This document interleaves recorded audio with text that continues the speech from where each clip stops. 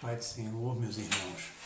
Meus irmãos, nós sabemos que o povo israelita, né, eles chamam o Senhor nosso Deus Todo-Poderoso de Rochedo de Israel. Né? Nós sabemos que essa palavra rocha ou rochedo é muito empregada na palavra de Deus como uma forma de manifestação do poder e da força e do grau de capacidade de realeza de nosso Deus. Né? Então, o nosso Deus Todo-Poderoso, ele é o rochedo de Israel, nós sabemos disso, mas também é o rochedo do mundo inteiro. Por quê? Porque ele é o Todo-Poderoso. Né? E é interessante, irmãos, que Deus, através dessa forma, dessa metáfora, Deus nos exorta, né, a refletir em cima disso. Né? Vocês veem, né, de um rochedo, que é o Senhor Deus Todo-Poderoso, ele tirou muitas pedras para edificar o povo, para edificar o seu reino entre os homens, não é verdade?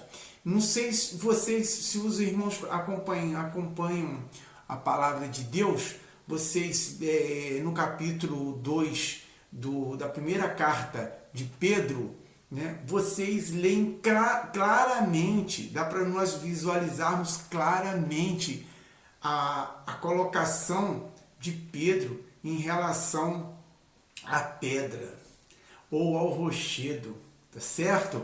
Então, irmãos, vocês veem, Deus é o rochedo todo-poderoso e ele instituiu uma pedra específica, uma pedra maravilhosa, que é a chamada pedra angular. Algumas traduções bíblicas chamam pedra de esquina. E é muito errado, irmãos. Por que esse termo é errado? Porque a pedra de esquina pode ser uma pedra de tropeço, mas não é uma pedra significativa para uma edificação. Já a pedra angular, irmãos, é uma pedra maravilhosa. Ela consolida a estrutura arquitetônica de forma que a estrutura arquitetônica se torne extremamente forte, estável e duradoura. Só para vocês terem uma ideia, é muito comum usado nas passagens subterrâneas em linhas de trem ou abaixo das linhas de trem, essas estruturas onde as pedras são encaixadas, né, uma a uma, de baixo para cima, e no ápice da edificação existe o local onde se põe uma pedra. E essa pedra, irmãos, é a pedra que vai estabilizar toda a estrutura, de forma que ela se torna estável, extremamente forte, extremamente eficaz, a ponto de uma ferrovia passar por cima dessa estrutura com várias toneladas nos vagões. Então, irmãos, esse exemplo que eu estou dando aqui agora é o exemplo de uma pedra angular. Então, nós temos tirado do rochedo, que é o Deus Todo-Poderoso, uma pedra que faz toda a diferença na construção do reino de Deus. E essa pedra angular é Jesus, o Filho de Deus, que foi enviado e ungido para nos resgatar dos laços do pecado e da morte. Como vocês sabem, certo?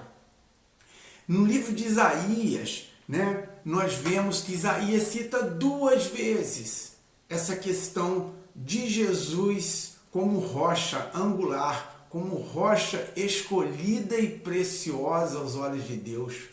Não é verdade? Então vocês veem, irmãos, no capítulo 28, versículo 16 de Isaías, e também no capítulo 8 de Isaías, versículo 14. Tá certo? Além disso, irmãos, o rei Davi cita no capítulo 117, versículo 22, também da mesma forma que Isaías. E olha só, rei Davi viveu muitos e muitos anos antes, até séculos antes do profeta Isaías. Mas nós sabemos que o profeta Isaías é um profeta extremamente valoroso em todos os aspectos das suas profecias. Foi um profeta extremamente usado para falar da vida de Cristo, da vida e da vinda de Cristo neste mundo, para realizar a vontade de Deus e realizar e resgatar a todos nós. Não é verdade, irmãos? Então, irmãos, nós temos já 3 pedras, 3 figuras de linguagem utilizando pedra. A primeira é o rochedo de Israel, o Senhor Deus Todo-Poderoso, o Criador do céu e da terra. Depois nós temos a pedra angular que veio ao mundo para nos resgatar. E essa pedra angular, irmãos, ela delegou poder a uma pedra, a uma outra pedra, a Cefa, que é Pedro, Simão Pedro, filho de Jonas. E delegou e falou que sobre ele, ou seja, em cima dele, edificaria a igreja. Mas isso, irmãos, isso é usado por uma categoria de fiéis para dizer que o túmulo de Pedro está sobre a igreja verdadeira. Isso não foi isso que Jesus falou. Jesus falou que edificaria a igreja sobre Pedro. E Jesus é a palavra de Deus, Jesus é o verbo de Deus. E Pedro testemunhou, após a ressurreição de Jesus, Pedro testemunhou a palavra de Jesus. Ou seja, Pedro se tornou a palavra de Jesus pelo mundo. Foi para Roma e morreu martirizado em Roma. Mas deixou um discípulo, um muito grande discípulo, chamado Marcos. E esse discípulo foi para a igreja do Egito, aonde ensinou a palavra legítima, a palavra verdadeira, aonde, se vocês olharem nos evangelhos de Marcos, vocês vão ver que Marcos dá ênfase na palavra aonde Jesus é o Filho de Deus, irmãos. Olha que coisa maravilhosa, irmãos. Sempre exorto os irmãos a ouvir a Jesus e não ouvir os homens. Porque os homens falam outras coisas de Jesus. Comparam Jesus até a Deus, né? Então, irmãos, vamos observar. Então, nós já temos 3 pedras, né?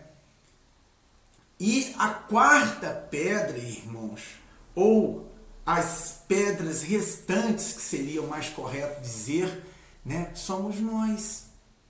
Somos nós do edifício espiritual para a construção do reino de Deus. Então, eu e você, quando falamos igual a Cristo, quando falamos segundo a palavra que Deus enviou para os santos profetas, como Isaías e como outros tantos, e depois Jesus e depois Pedro, que edificou a igreja por cima da sua palavra. Então, irmãos, quando lemos a palavra de Deus e meditamos e acreditamos em Jesus e seguimos a Jesus, porque não adianta acreditar em Jesus e não seguir a Jesus, como estão acontecendo homens. As pessoas acreditam em Jesus, mas na hora de viver a palavra de Jesus, querem viver a palavra de outros homens que se dizem enviados por Jesus. E isso não acontece, irmãos. O verdadeiro enviado por Jesus foram os 11 apóstolos. e posteriormente Matias. Como que nós vemos isso? Porque os verdadeiros apóstolos, ou os verdadeiros enviados, eles não modificaram a palavra de Cristo. Eles não alteraram a palavra de Cristo. E, em contrapartida, outros homens que se instalaram, que saíram de dentro do grupo dos cristãos, mas desviaram-se e, consequentemente, se arrastaram a muitos. Era como Jesus falou, cego guiando cego. Como do jeito que ele falou para os fariseus, para os saduceus, ele fala hoje, nos dias de hoje, para esses homens.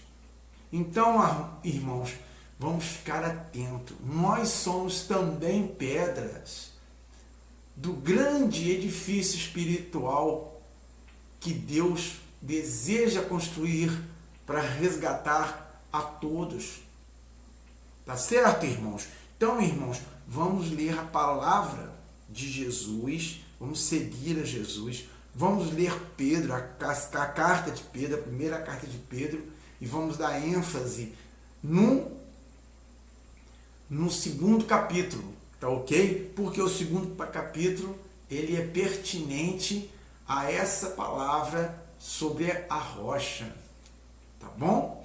Então, que Deus abençoe a vida de todos, que Deus abençoe a família de todos. Fiquem com Deus.